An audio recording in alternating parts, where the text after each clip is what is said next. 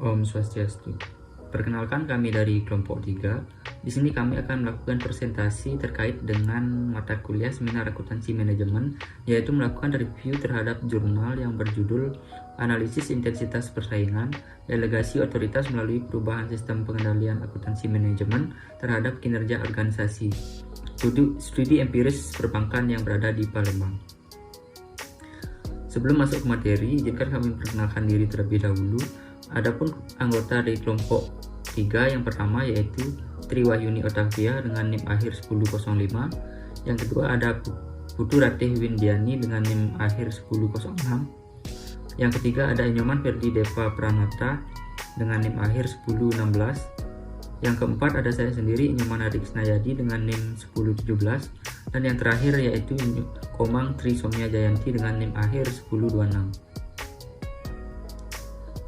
Yang pertama yaitu mengenai latar belakang penelitian.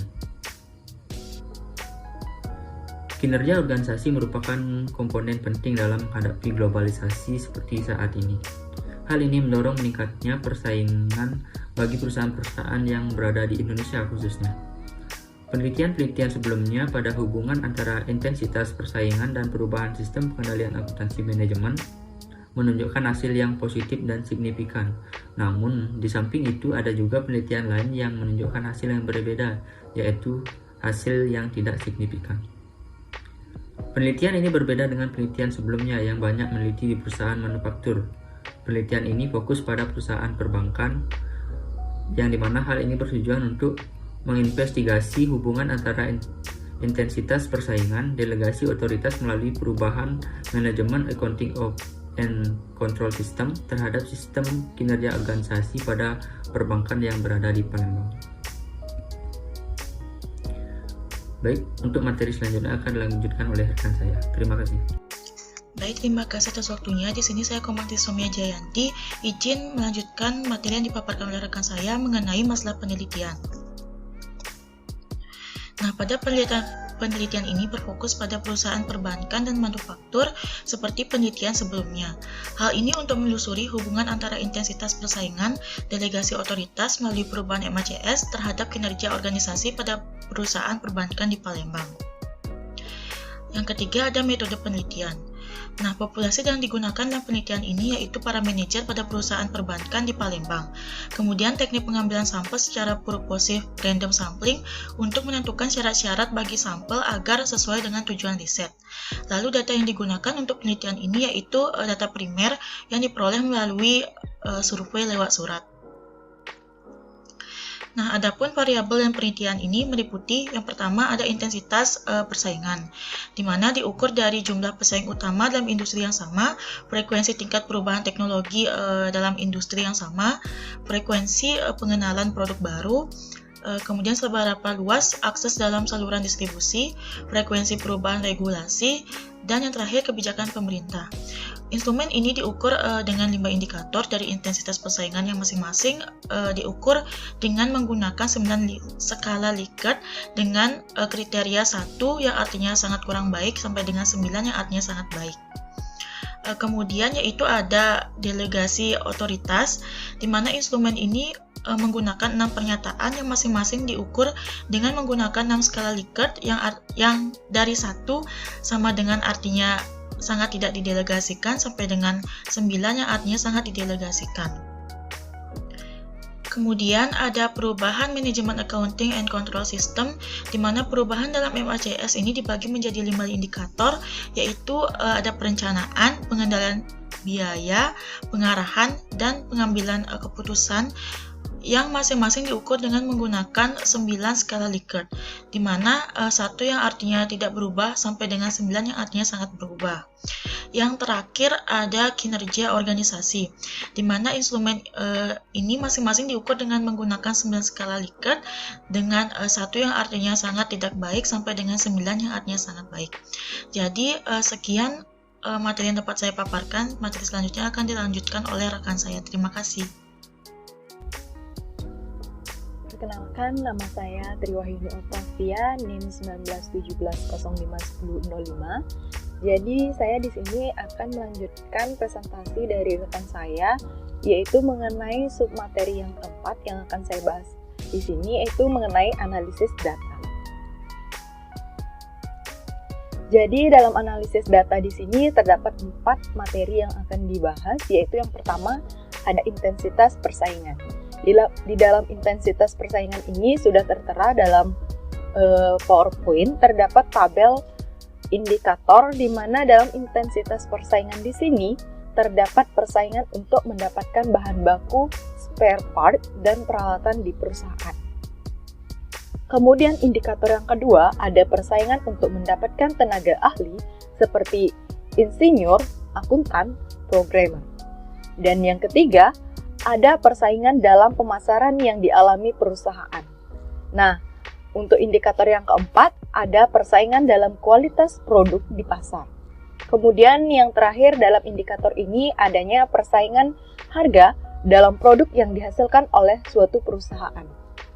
Kemudian dalam materi ini juga terdapat delegasi otoritas, di mana indikatornya terdapat 6 poin, yaitu yang pertama ada otoritas untuk desain produk, kemudian yang kedua ada otoritas untuk proses untuk mendesain ulang produk, dan yang ketiga ada otoritas untuk berapa banyak produk yang dihasilkan, kemudian yang poin keempat ada otoritas untuk menetapkan target pasar, dan poin yang kelima ada otoritas untuk melakukan pelatihan, dan yang terakhir yaitu indikatornya tentang otoritas untuk menetapkan biaya yang dibutuhkan. Kemudian dalam materi ini juga ada 2 indikator lagi yang akan saya bahas, yaitu di mana yang ketiga ada perubahan manajemen accounting and control system. Di dalam materi ini terdapat beberapa indikator yang akan saya jelaskan, yaitu di mana yang pertama saya sebutkan tentang sistem perencanaan atau planning system. Di dalam planning system ini terdapat beberapa hal yang dibahas, yaitu pertama sistem penyusunan anggaran operasi, kemudian sistem penyusunan anggaran modal, dan yang terakhir ada sistem penyusunan perencanaan strategi.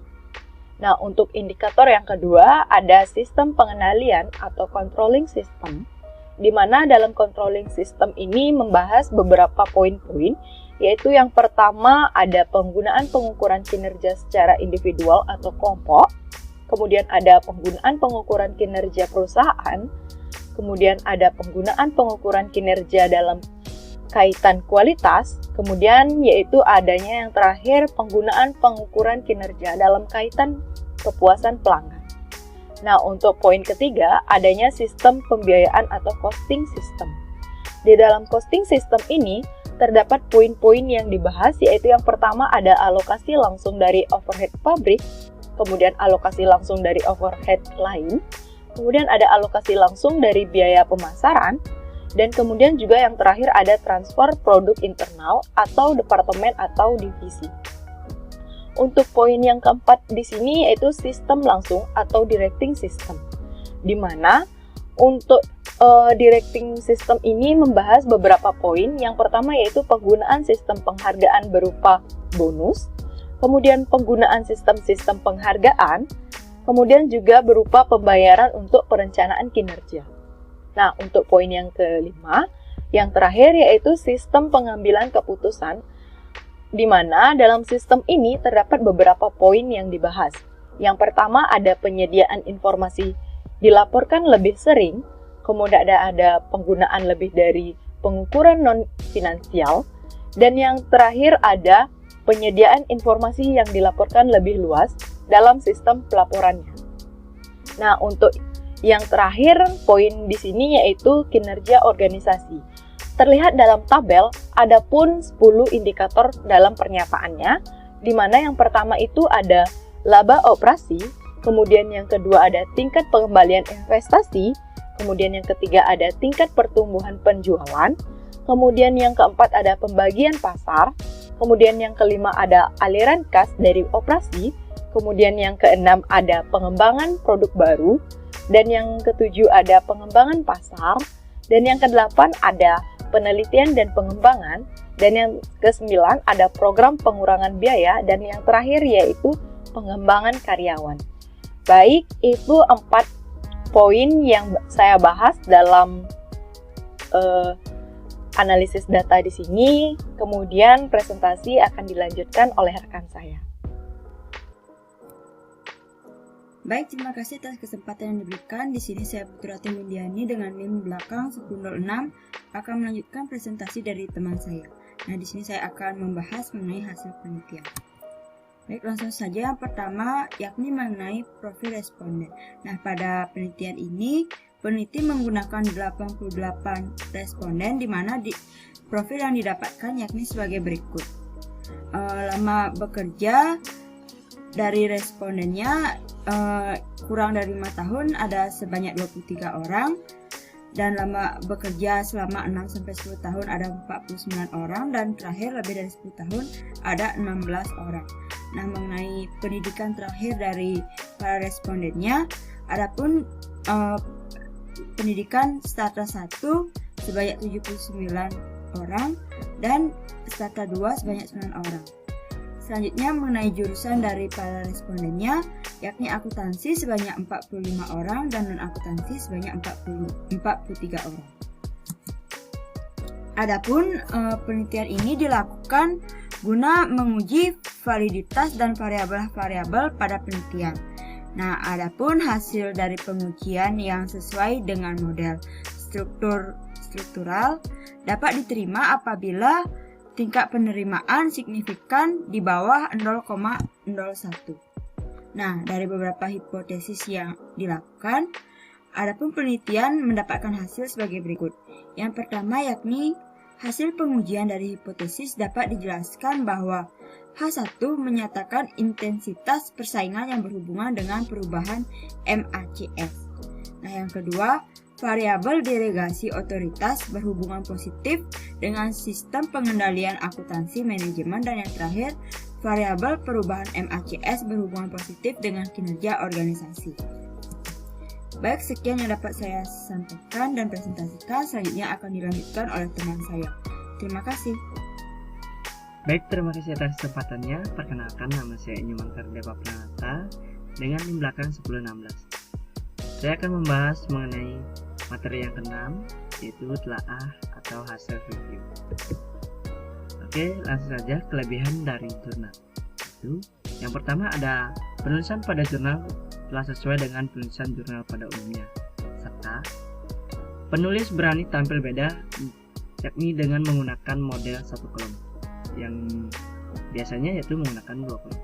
Nah, kenapa saya masukkan dalam kelebihan jurnal? Karena model satu kolom itu memudahkan kita pembaca, kita sebagai pembaca itu lebih mudah saat memahami isinya. Nah, selanjutnya yang kedua ada penulis sangat pandai dalam merancang kerangka jurnal. Nah, kenapa saya katakan penulis pandai dalam merancang kerangka jurnal? Karena jurnal tersebut di awal itu sudah dijelaskan pertanyaan-pertanyaan yang mau diangkat dari yang akan dibahas di isinya, serta tujuan dari jurnal ini sudah jelas, sudah dijelaskan. Nah, yang ketiga itu ada jurnal ini banyak menggunakan referensi dari penulis yang terpercaya, sehingga jurnal tidak hanya fokus pada satu sumber. Nah, sumber yang dimaksud ini yaitu tinjauan pustakanya, yaitu yang kita ketahui juga kita tidak hanya kalau kita membutuhkan materi dalam tinjauan pustaka itu tidak hanya satu sumber, jadi banyak sumber seperti itu. Nah, selanjutnya kata-kata yang digunakan sudah baku serta bahasa asing sudah ada penjelasannya sehingga pembaca mudah dalam memahaminya. Oke, yang kita ketahui bahwa tidak semua pembaca, karena ini juga jurnal nasional itu masih ada bahasa Indonesianya, tidak murni bahasa Inggris kan.